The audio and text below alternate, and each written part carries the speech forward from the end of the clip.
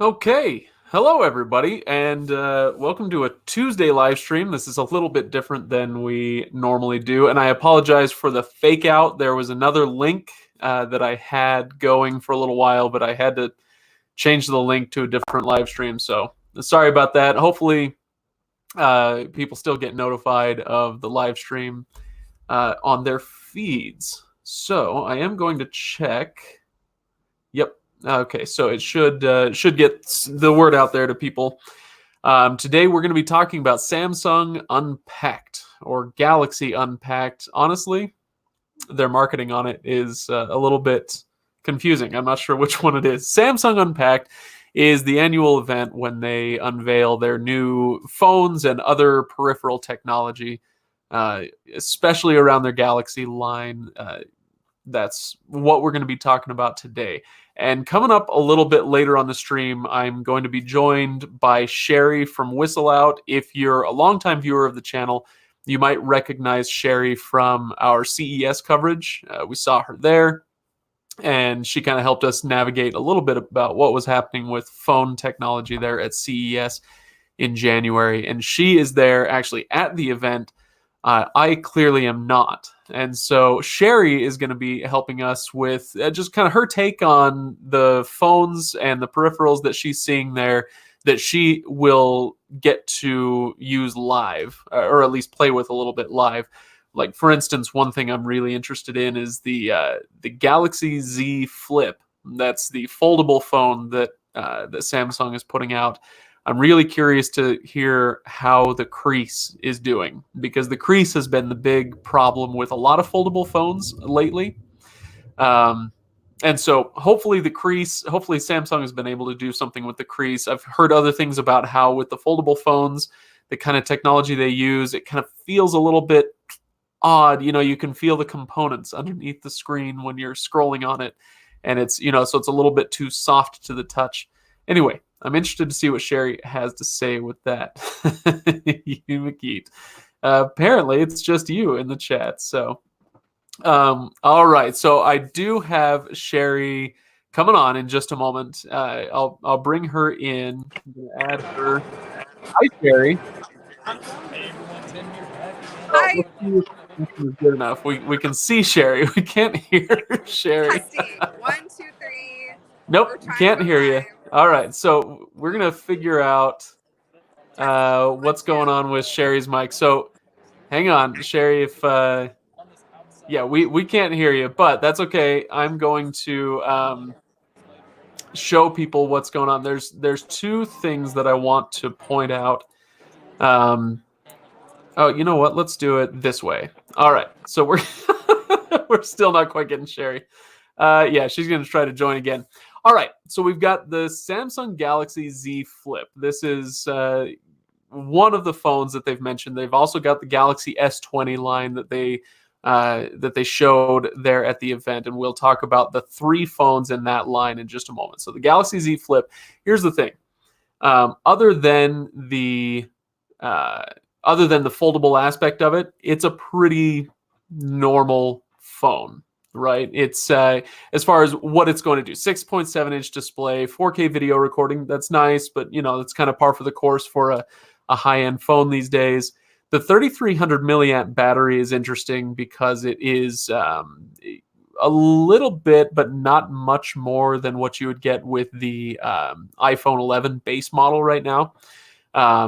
But the price is really what's killer. $1,380. Now, technically, that is less than the $1,500 that we'd be paying for the Razr, the Motorola Razr. That's $1,500. So this is a little bit cheaper, but still, $1,380 for kind of a novelty. Like, I'm not sure if we need foldable phones that much yet.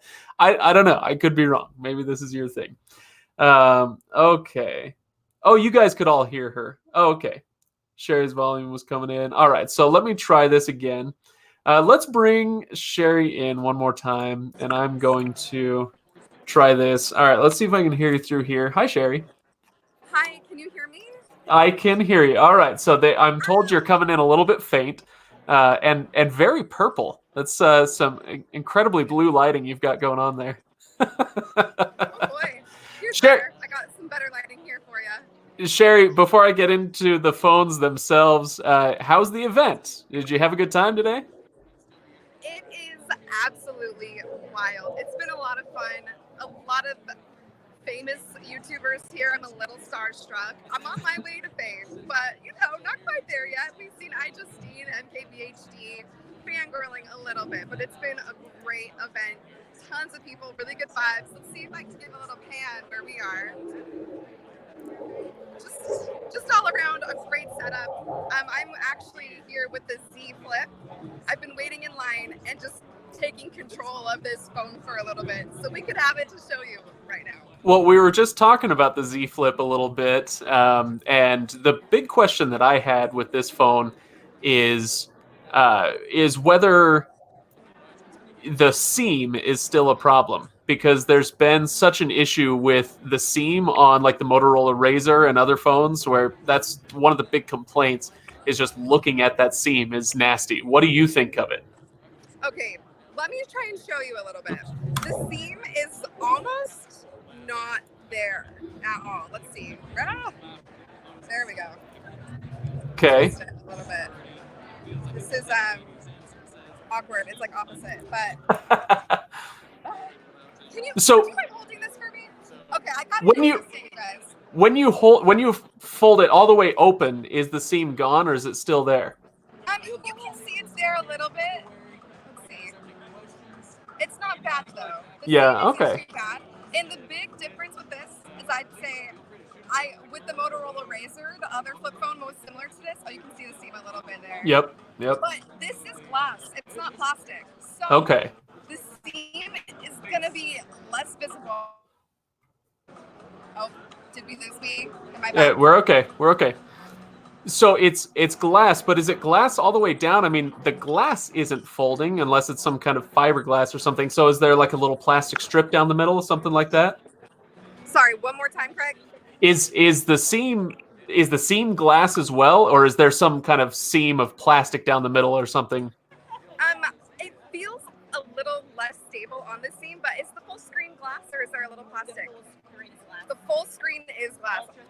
It's ultra thin glass. Okay. So, although you can feel it a little bit when you're scrolling across it, it is not as visible or as you can't feel it as much as you can with other foldable phones for sure. Right. So would you watch a movie on that phone? Oh yeah. Oh Yeah? yeah. Okay. I mean, I had our YouTube page open for a second watching it, and it's pretty solid. And the fun thing with this phone is that it has a mode in the, what's this called? It's called flex mode. Okay, so let's see if I can flip the camera around. Maybe I can't. We'll try it. So flex mode lets you like tip the phone up and it can stay still. You can put it at any angle and watch the video and comment below, or you can open it. Can you open that? I have my own assistant here. Or you can open it and watch it full screen like that. All right. So let's see if we can make it go. There we go. Same thing with the camera. So that's the same thing with the camera, and it does pretty well transitioning from folded to open, and then when you close the screen and open it, there's lots of good transitions there. Yeah.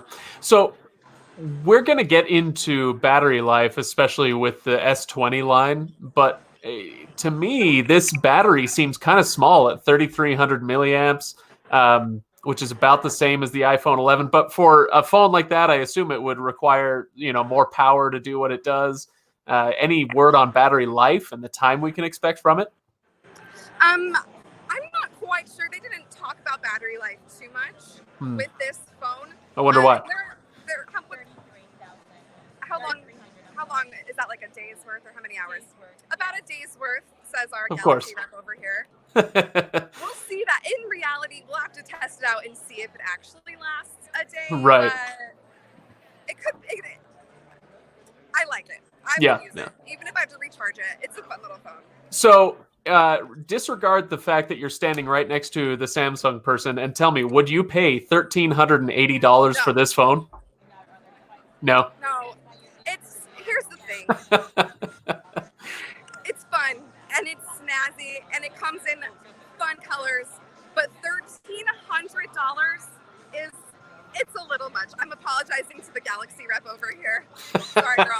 But it's a bit much.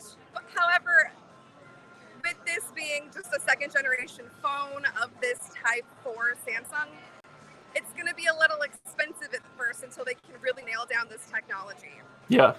Okay, sounds good. Well, Sherri, let's talk about the S20 line then. I want to, I'll pull that up on the screen here so that people can see the Galaxy S20 series. They've got the S20, the S20 Plus, and the S20 Ultra.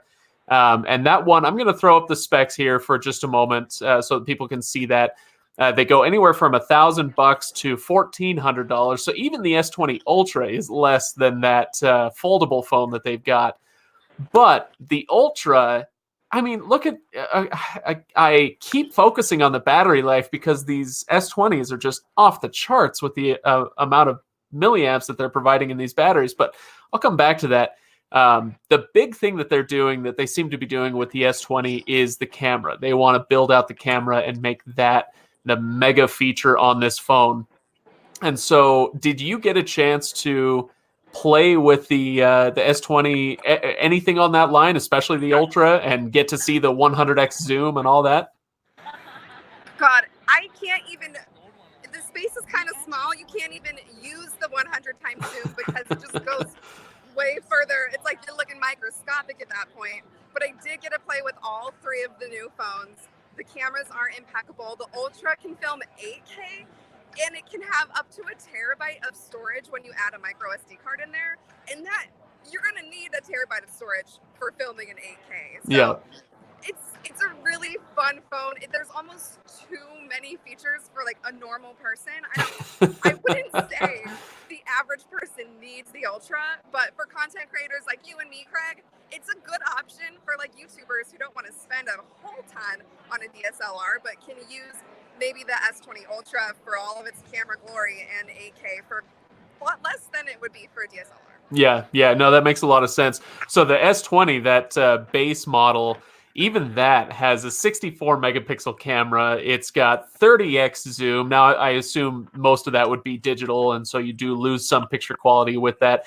But all right, now I'm gonna do it. I'm diving back into the battery life because this was the thing that kind of blew me away. Was just for reference, okay, for reference on this, the iPhone 11 base model has 3,110 milliamps. The iPhone 11 Pro Max has 3,969 milliamps of battery life. With the Samsung Galaxy S20 series, even the base model has a bigger battery than the iPhone 11 Pro Max. And the Galaxy S20 Ultra, forget about it. It's just this massive 5,000 milliamp battery. Unless you're planning on doing something, unbelievably intense on that phone, that's going to last a long time. I'm honestly really impressed. Yeah, the thing is, with all the features they've packed into all of these phones, from the base level to the ultra level, you need that battery power for it to function efficiently. And it's kind of crazy how much they've packed into each camera. And 64 megapixels for the S20 is I was comparing it to the Ultra when I was testing it, and 64 megapixels is great, but it almost is like, you can still see the difference when you're taking photos with the Ultra. And so this battery power, it's necessary, and it is impressive that they're able to pack that big of a punch in these phones. And yeah, keep the cost semi affordable. Yeah, again, like you said, for a certain segment of consumers, a $1,400 phone, is it worth it as a phone or as something that you're going to browse on Facebook with? No, it's not. But if you are somebody who, like you said, we are content creators, maybe this would take the place of a fancy DSLR. Or if you have, a really nice Instagram feed and you want to maintain that really well on the go, then maybe you want that 108 megapixels to help you take just the right photo to then be compressed to death on Instagram. Anyway, so I guess the S20, my question here is that obviously the Ultra is really just meant for a certain segment of the market, but even the base model, the Galaxy S20, do you feel like are people who get that going to have FOMO with regards to the Ultra? Are they going to just wish that they'd gone all out, spent the extra $400, or does that one seem awesome by itself? So it does seem pretty awesome, but when you release 3 phones of this caliber, one each better than the other, it's kind of like it's already outdated, and so it's hard to like justify 1,000 or spending 300 or 400 more and getting the next level up for all of these extra features.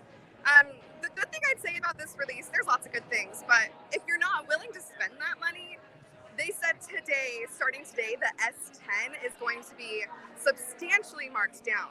So if you want a flagship phone and don't want to spend $1,000+ the S10 from last year is going to be a crazy markdown starting right now. So you win some, you lose some with the price here. That's kind of the way it always seems to go, right? The last gen technology is the affordable stuff. Now, Sherri, I did have some questions about the Galaxy Z Flip. I'll throw that back on the screen here. Let's see. Gary Alwine wants to know, how many times does it flip before breaking? Did they give a number on that, or have you asked anybody about that? There's a few things they didn't tell us today. One of those things was the flip number. We did not learn about how many times a robot opened and closed it before it broke, but 200,000 is what the Galaxy rep told me. So I can't do the math in my head that quick, but 200,000 seems like a decent amount. And I tend to believe this more than other flip phones that it will last, because it is made of that ultra thin glass. It's not plastic. And the other cool thing with the flip is you hear about all these reviews about people testing the phone, dust getting in behind the screen. They have these fibers in the hinge now that will keep dust and other things from getting inside the hinge. So it should keep it cleaner longer without getting crunchy or getting bumps underneath your screen. Yeah, hopefully. Well, I did the math, Sherri, and 200,000 opens. If you open your phone 50 times a day, my quick back of the envelope math says about 11 years. That's 11 years opening it 50 times a day. So, if that number is accurate, then that's good, I guess. So there you go, Gary. Thanks for the good question. Let's see. I want to check in. Let's see. A phone is a phone. Juan Antonio Gomez wants one. All right. So, and it has flex glass. Yeah, Gary, I'm not sure if you were there at the beginning. They say that it is glass all the way through on the Z Flip, just ultra thin glass. So, whatever that means. Hey, if they can put a man on the moon, they can make flex glass. I'm totally sure what that means. Roy Jones says, I don't even spend that much money on my vacation. I'm with you, Roy. I'm with you. I can't afford this sort of thing. So subscribe to our YouTube channel so that, I can start affording this sort of thing. All right, cool. Well, Sherri, anything else notable that you want to talk about? Do we want to talk about the headphones, the earbuds, or any other accessories, things that they talked about at the launch? Well, did we talk about release dates yet? I don't think we mentioned release dates. That's a good point. Yeah, go ahead. So for the Flip, the Z Flip, you can start buying it on February 14th. That is this week. Yep, that's Friday. Yeah. So at WhistleOut, we've already put up all of the options. Sprint's already offering it on their site. AT&T says soon to come. So whichever carrier you're with, this phone will be available on the 14th, which is pretty awesome. If you're willing to spend that $13.80. There is that sticking point, right? I know. Can't forget to mention that. And then the S20, S20 Plus, and Ultra will be available on March 6th. So we have to wait a little bit longer to get those, but that's when those will come out. Yeah. Do you anticipate that the Galaxy Z Flip will be successful? I mean, is this going to... I think of it like electric cars. They had electric cars that came along, but most of them weren't successful until one of them came in and Tesla started boosting the market for that. Is this that phone that's going to make foldable phones a thing? I'll give it this. Right now, it is the best foldable phone on the market. hands down. But what does it really add to cell phones? Last year, the Galaxy Fold opened up into a small tablet. It gave you more screen. This phone opens up to a normal size phone and folds down to the size of a wallet if you want to put it in your pocket. But I tried putting the flip in my pocket compared to my iPhone, and it doesn't save much. It doesn't make me save. This isn't a game changer when it comes to like saving space. So to be frank, I don't really quite know what it brings to the cell phone space besides a new technology. And if this foldable screen does well, I think it'll pave the way for more foldable phones and other foldable devices to come into the market. So I think that's what this phone brings. Is it for everybody, the everyday consumer? I think we'll see influencers getting it because it looks cool in photos, it's fun colors, but I don't think it's for the average person because it's just not as good as other phones that are cheaper than it, like the S20. Right. Now that makes a lot of sense. Yeah, $1,400. This is not for your average person. So, okay, and then I'm hearing something weird coming through on your end. It's like, I wonder if that's just me as I'm talking. Oh well. I'll tell you one thing that I want the foldable phone for, and that's just the satisfaction of closing the phone. Right? I used to close my flip phones when I would hang up on somebody. So that's all I want. Yeah, it's actually really fun to close because it's a little bit a stronger glass. So compared to the Razor, it has like just the snap is a bit more audible, and just the pleasure you get from like slamming it shut it's nice. Not gonna lie about that. All right. Okay, so what else do we want to talk about? Should we talk about the accessories that they announced today, or the Netflix partnership? Maybe I can talk a little bit about that. So they did announce a bunch of partnerships today and continuing partnerships with a lot of popular companies. To name a few, I think if I can remember, they announced a partnership with Netflix, Xbox, Google continuing a partnership, and Microsoft is in there, but there's a few other major partnerships they announced. The Netflix partnership, Netflix will be creating series with the S20 Ultra strictly. So there will be some shows on Netflix made with Samsung's phones. Another cool partnership was with YouTube. People who buy these new Galaxy phones will have access to YouTube Premium for free, I believe. So that's a cool little incentive for a $1,400 phone. I guess you get free YouTube Premium. And now you don't have to watch a commercial before you get to watch me, and that's really what it's all about. Exactly. We just want to get straight to your face, Craig. God. I know I do. Okay, so and then with those Netflix series, I know that some things are going to be shot on there, but then they're going to have content that is made exclusively for Samsung users that are going to be on Samsung channels and available on your Bixby, whatever, that won't be available on regular Netflix, right? So additions to shows like Netflix is a Joke or Narcos, and I can't remember what else they said, but it's going to be additional content to some people's favorite shows, right? Right. They didn't go too much into detail, but they say with Bixby, you'll be able to search a show just on your phone, and it will open straight in the Netflix app. So just creating nice, streamlined processes to get into Netflix. I'm sure we'll learn more about it as it becomes more popular with these Galaxy users. But right now, they didn't give us too much detail at the event today. Right. Okay, good. Well, Sherri, I appreciate you taking a few minutes. Go play with some more phones and have some fun, and enjoy your time over there.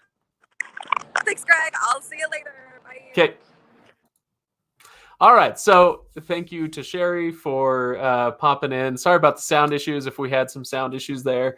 But if you have any questions about the new line of phones, put them in the comments, put it in the chat box here, and we'll do our best to answer them in the coming weeks. I mean, I think like a lot of you are saying, for me, it's but the price, right? Marcus Patterson says, but the price, and I am with you there. So it's all very cool, whether we're talking about Whether we're talking about the Galaxy Z Flip or let me pop over here to the Galaxy S20 series. Like, this is all very cool, but that price there, $1,400 for the Galaxy S20 Ultra. Woof. Even, the base model, $1,000 for a phone. The thing for me that I'm looking out for this year is eventually we're going to be looking at TCL phones that do a lot of this. Certainly not the 108 megapixel camera, but they'll do a lot of this, especially what we're getting here in the base model, and they'll do it for literally half the price. The TCL series phones, those are going to be quad camera, just like the S20. This is a quad camera. So the TCL is going to be quad cam, just like that. It'll look a little different, but it's going to do a lot of the same things for half the price.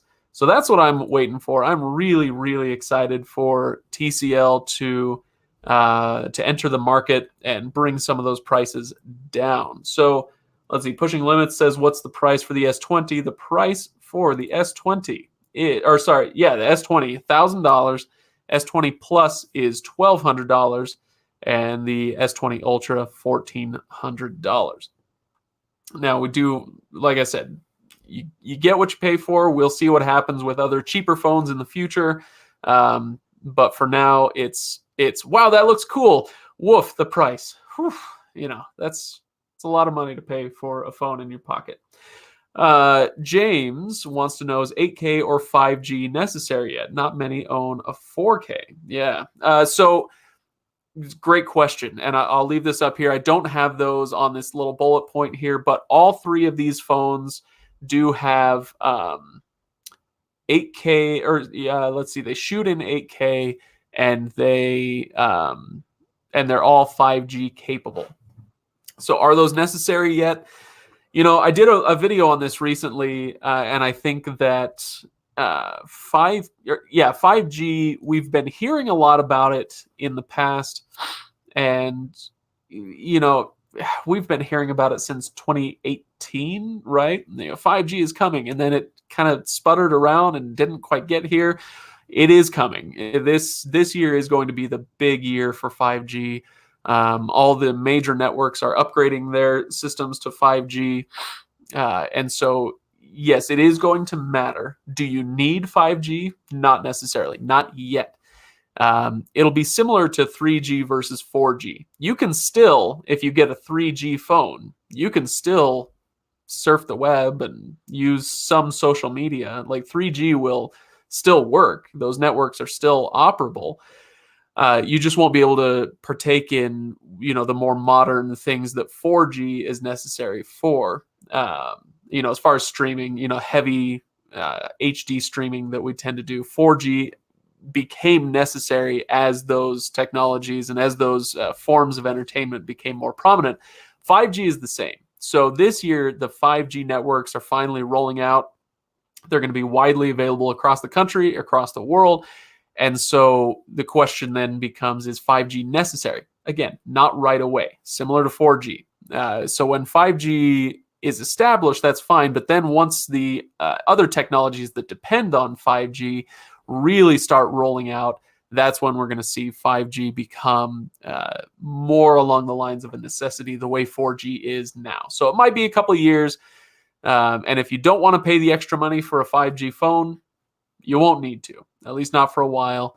And then once it really does become a necessity, the price for these phones should come down. Roy, it must be nice to be rich. Cheers to that. Cheers to that. Anyway, as far as 8K, is 8K necessary? Again, probably not, but it depends on what you're doing with it. So if you're snapping a quick little photo at your niece's birthday party and you just want to have something to remember, you don't need 8K.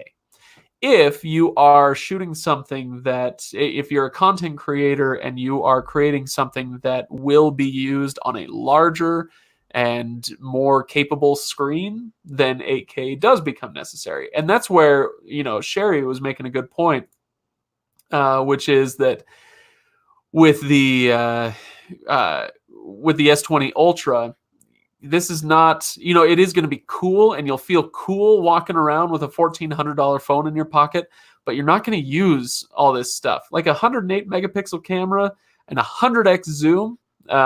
Marquez Brownlee was making the point on Twitter earlier. He says, I predict that most users will use the 100x zoom on the first day, right when they take it out of the box, and then they'll never use it again. And that's pretty much accurate, right?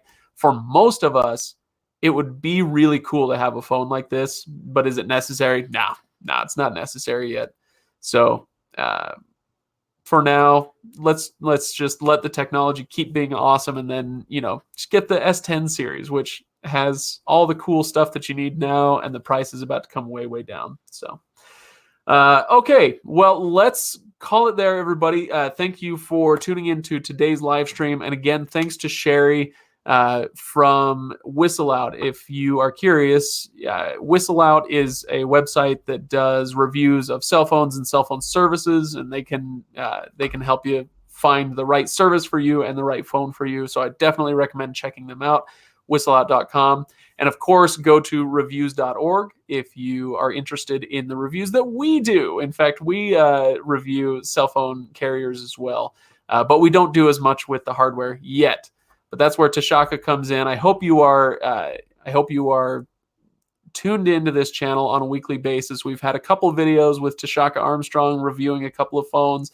I'm excited to get these phones into his hands so that we can start doing our own reviews of this hardware. So thank you again, everybody, for joining in today, and I will see you next week for our next live stream.